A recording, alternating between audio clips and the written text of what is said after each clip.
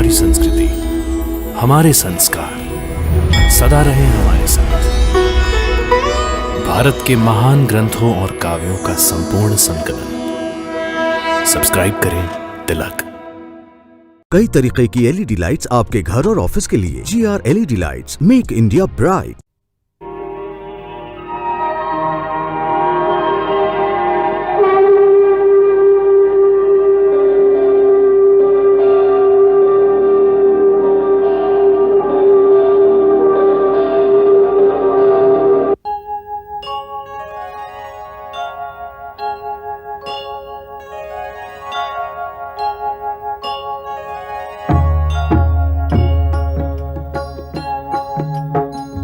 सीताराम चरित अति पावन, मधुर सरस अरु अति मन भावन।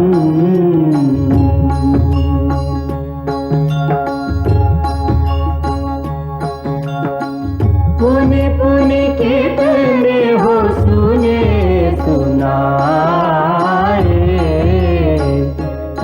की प्यास बुझत न बुझाए।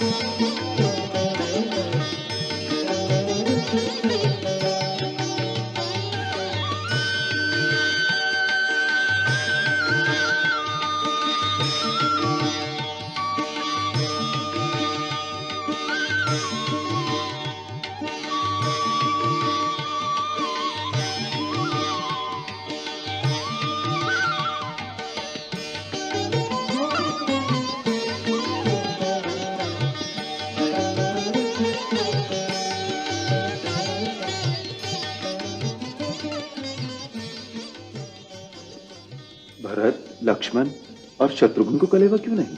अब कैसी बात कहते हैं। 14 वर्ष तक देवर जी भाभी के हाथ से वन के कंदमूल खाकर उब नहीं गए होंगे। अब उर्मिल को भी कुछ खिलाने पिलाने का अवसर मिलना चाहिए।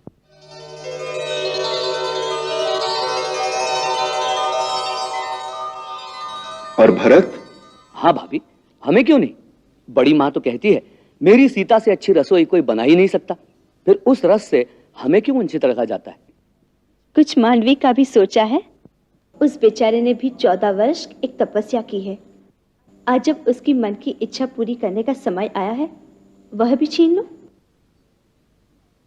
तुम पुरुष लोग हम स्त्रियों के हृदय की लालसा को नहीं समझ सकते। और बेचारा लल्ला शत्रुघ्न? लल्ला की गुप्त बात तो सबको पता है। वहां भी खाता है और यहाँ पे जो मैं बनाती हूँ छुप कर खा जाता है। सबसे छोटा है, इसीलिए तो भाभी का लाडला है। केवल भाभी का नहीं, मैं तो भैया का भी लाडला हूँ। महाराज की जय हो। गुप्तचर विभाग के प्रमुख आर्यभद्र और आर्य सुमग्ध आपके दर्शनों की आज्ञा चाहते हैं। उन्हें मंत्रणा गृह में ले आओ, हम वहीं उनसे मिलेंगे।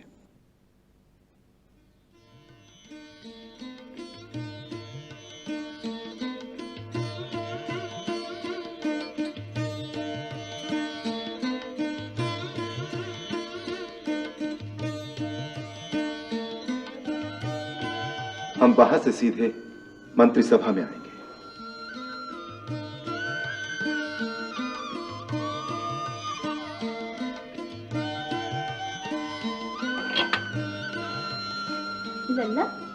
बचा हुआ क्यों? मैं और मंगाती हूँ। भाभी, ये हमारे लिए तो भगवान का प्रसाद है।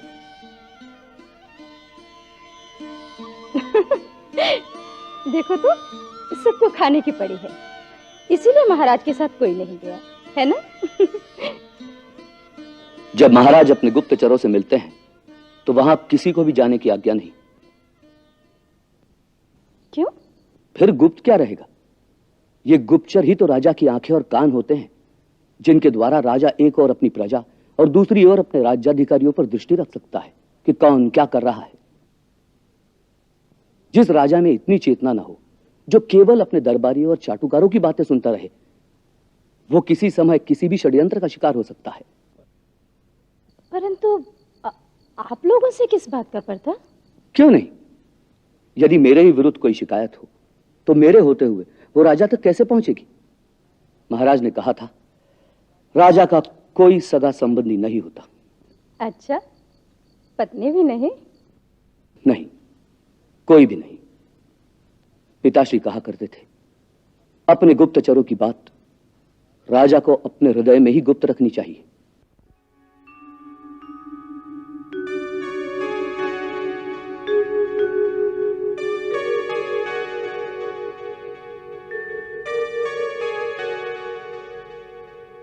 आर्यभद्र, नगर के क्या समाचार है? महाराज, नगर में सब कुशल मंगल है। कल सारा दिन नगर में चारों ओर नगरवासी अपने नए राजा का गुणगान करते रहे। उनके विचार में ऐसा आदर्श राजा आज तक अयोध्या को नहीं मिला। कल ऐसी बातें करने का कारण क्या था? कल महादेव वैश्य की पुत्री का विवाह था। बारात मधुरा नगरी के एक बड़े व्यापारी भामंडल वैश्य के यहां से इधर आई थी। आप जानते हैं कि मथुरा के राजा मधु का विवाह महाराज रावण के कुल में हुआ है। उसका पुत्र लवणासुर ही आजकल राज्य करता है। ऐसा लगता है कि इस बारात में उसके कुछ गुप्तचर भी आए थे। वो नगर में जगह जगह दुकानों पर कुछ वस्तुएं खरीदने के बहाने जा रहे थे और नागरिकों से आपके बारे में कई प्रश्न कर रहे थे कि अयोध्या का राजा कैसा है।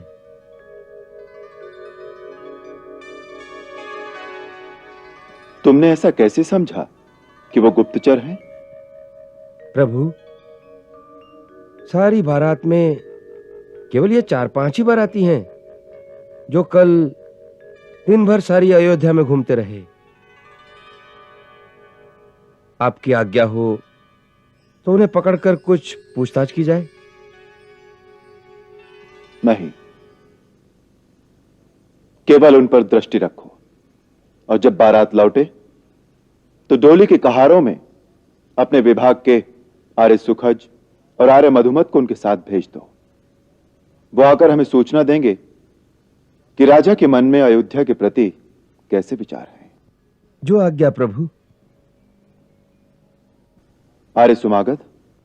महाराज, कल नगर सभा की ओर से एक बैठक हुई जिसमें इस बात पर विचार किया गया कि गंगा में पानी अकस्मात बढ़ जाने से जिन गांवों को क्षति हुई है, वहां की प्रजा की सहायता के लिए अयोध्या के नागरिक क्या कर सकते हैं। राज्य की ओर से कुछ नहीं किया गया? राज्य की ओर से बहुत कुछ किया गया है, परंतु अयोध्या के नागरिक सहायता करना अपना कर्तव्य समझते हैं। ये तो बहुत अच्छी बात है। परंतु कुछ नागरिकों ने चिंता प्रकट की है कि उन गांवों से जो कर की हानि होगी उसे राज्याधिकारी दूसरे नागरिकों पर कर बढ़ा देंगे।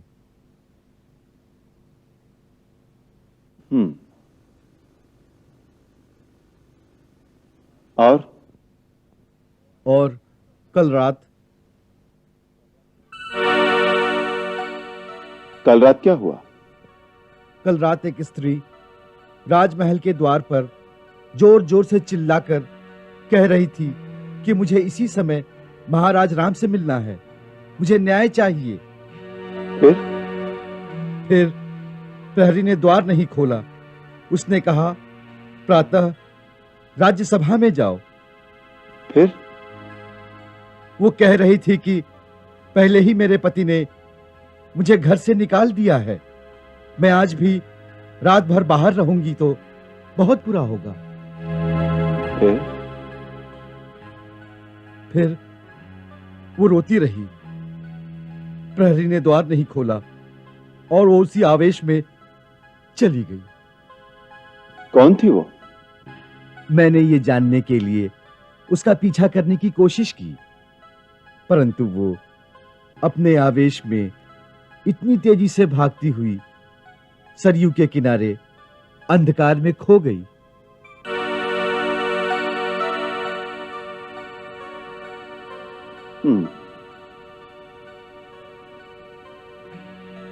और क्या समाचार है? बस महाराज, बाकी सब ओर से कुशल मंगल।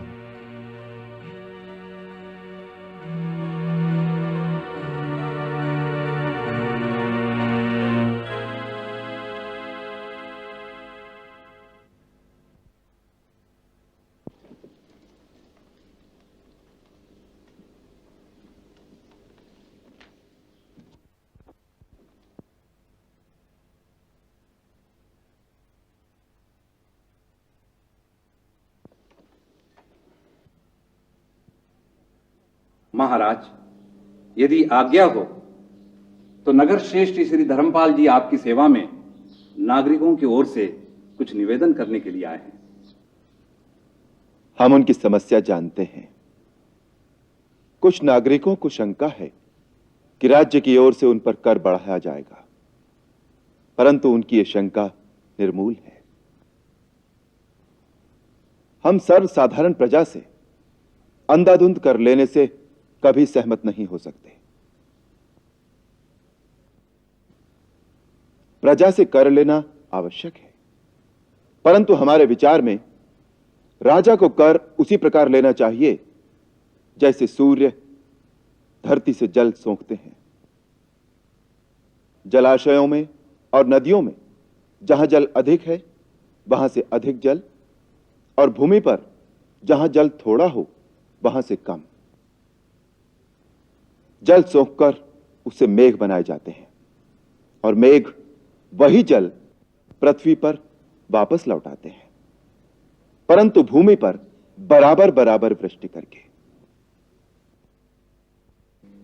यही राजा का कर्तव्य है कि राज्य के कुछ प्रमुख व्यक्तियों से इकट्ठा किया गया कर प्रजा के हित के कामों में बराबर बराबर बांट दें। आप सर्वसाधारण को निश्चिंत कर दीजिए। महाराज, हम सर्वसाधारण की ओर से आपका धन्यवाद करते हैं।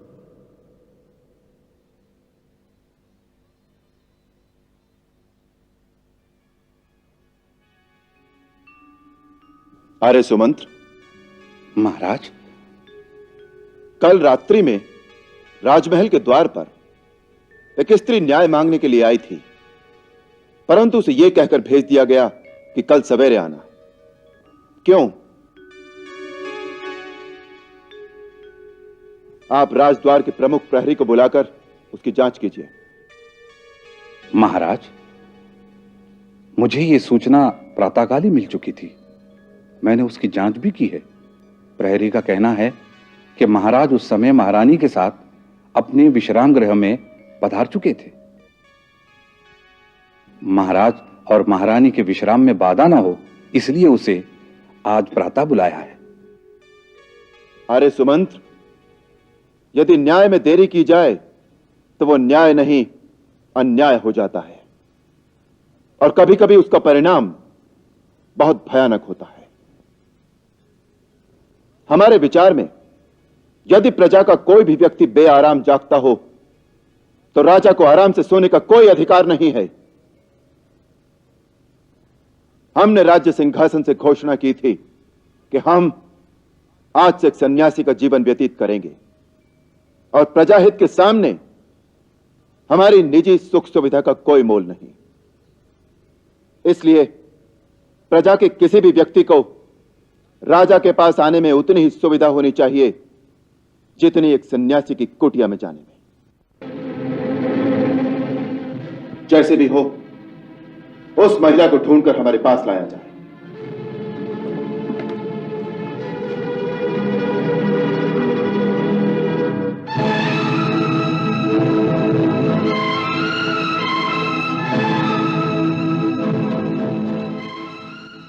आर्य सुमागत कल रात्रि में एक दुखिया स्त्री को देखकर भी उसकी सहायता किए बिना जाने दिया, इसके तुम अपराधी हो। तुम्हारा दूसरा अपराध यह है कि तुम उसका पूरा पता लगाए बिना ही हमारे पास चले आए। त्रुटियों को क्षमा कीजिए महाराज। नहीं, हम तुम्हें अपनी सेवा से निलंबित करते हैं। जब तक तुम इन सारी बातों का पता लगाकर नहीं आते कि वो कौन है, कहां रहती है, किसकी स्त्री है और उसके पति ने उसे घर से क्यों निकाल दिया है, तुम्हें हमारे सामने आने का कोई अधिकार नहीं है।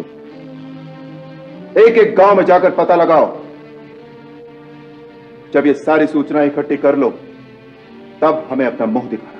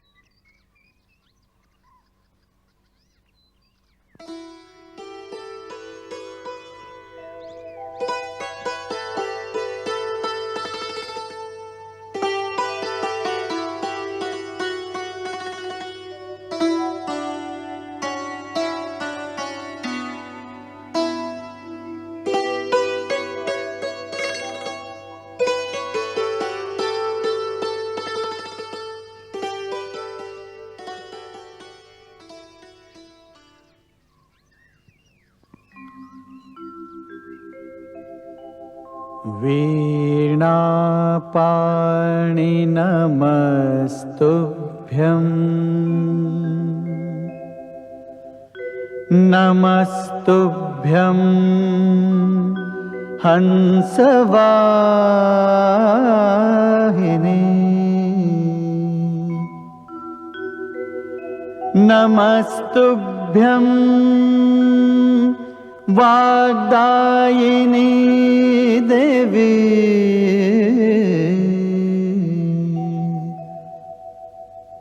सरस्वती नमो नमः सरस्वती नमो नमः।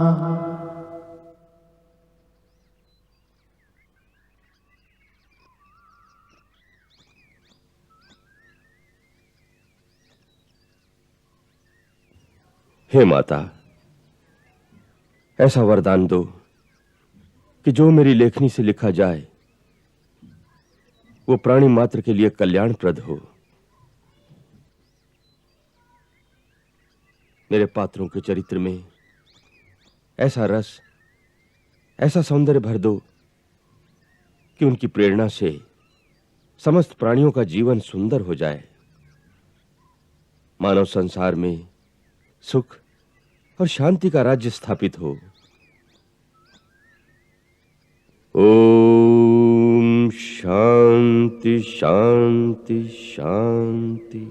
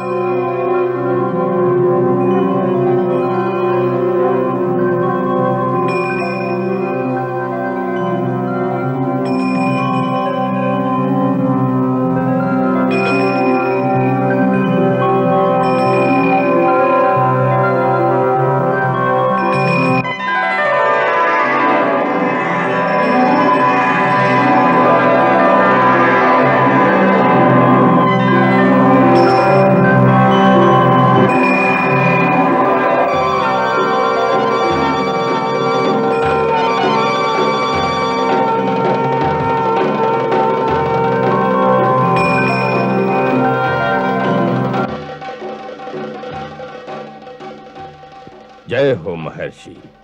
आज से रामायण महाकाव्य की रचना आरंभ हो गई। समस्त प्राणियों के लिए ये कल्याणकारी सिद्ध हो। महर्षि, जन जन के कल्याण के लिए आप प्रभु की लीला का वर्णन करने जा रहे हैं। आज आप पर यह उत्तरदायित्व आन पड़ा है कि प्रभु के सगुण रूप का इस प्रकार वर्णन करें कि साधारण प्राणी भी भक्ति के रस में डूब जाए, जिससे प्रभु के नाना चरित्रों को देखकर फिर कोई शंका में न फंसे, जैसे एक बार मैं फंस गया था। मंगल भवन अमंगल हारी, प्रभु सुदशरथ अजिर बिहारी।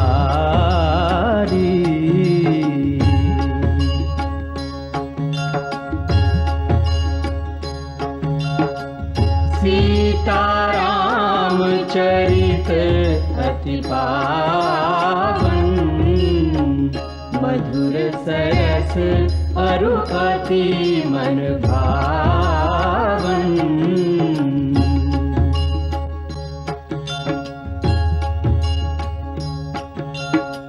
पुनि पुनि कितने हो सुने सुनाए,